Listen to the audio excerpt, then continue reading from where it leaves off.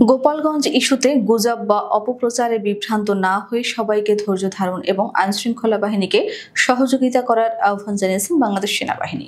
গোপালগঞ্জে জাতীয় নাগরিক পার্টি এনসিপির পদযাত্রা ও সমাবেশকে কেন্দ্র করে বুধবারের সহিংস পরিস্থিতির সবশেষ অবস্থা জানিয়ে বৃহস্পতিবার আন্তঃবাহিনী জনসংযোগ পরিদপ্তরের এক সংবাদ বিজ্ঞপ্তিতে এ আহ্বান জানানো হয়।